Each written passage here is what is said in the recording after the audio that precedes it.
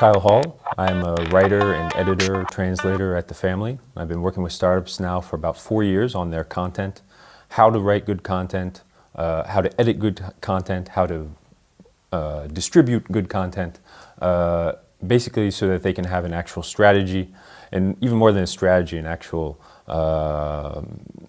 plan for how they're going to produce content that will sell their products.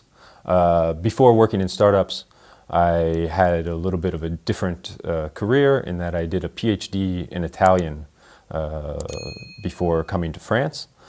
And the thing that actually did was that it meant that I had to read and write a lot. I wouldn't consider myself necessarily a writer, but I have to write a lot, and I've done it for quite a few years.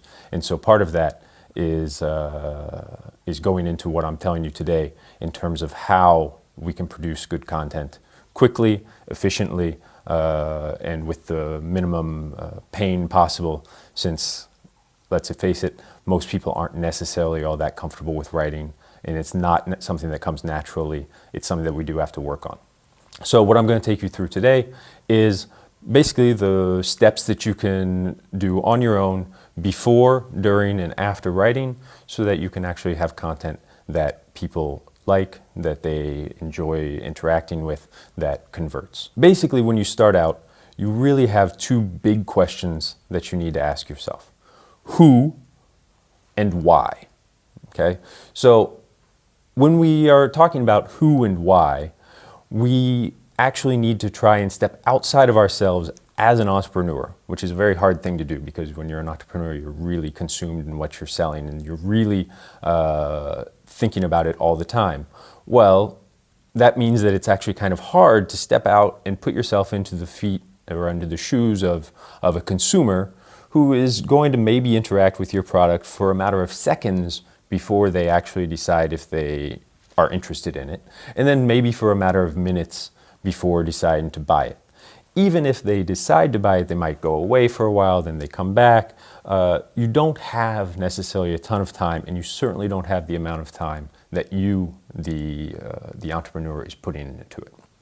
So thinking about the who and the why is really important at the beginning, as opposed to just going off and saying, okay, I'm going to write my website, and you start typing.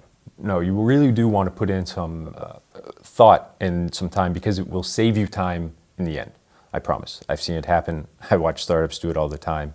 It really does help, this sort of this preparation time. So when you're doing a new set of content for a particular product, my advice is always to start with the product itself. That's not because it's necessarily the biggest and most important part of what you're going to do while writing, but it's because it gives you a base from which you can move on to some more important questions, and we'll get to those a little bit later. So today we're actually going to talk about a product that is coming out. We have an entrepreneur who's working with us at The Family who is coming out with a new brand of personal lubricant. Okay? So if we look at this product, we're going to have to say, all right, what are its features and what are we actually selling on it? Okay, so I asked her to give me a few guidelines, basically, on what actually this product is. So the product is called My Lubie. And what are its principal characteristics? First of all, 100% natural. I know that my writing is horrible. Don't worry about it. I'll say it at the same time. It's 100% natural. It's made in France. Okay? It is an inclusive brand. So we aren't talking about something that is made specifically for any one type of person necessarily. It's something that can be used for many. Okay? What else have we got? It's compatible with toys and condoms. Okay? So, compatible with lifestyle, let's say.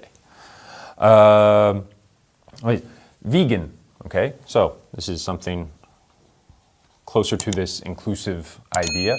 Vegan, and it hasn't been tested on animals, right? So, no animal testing.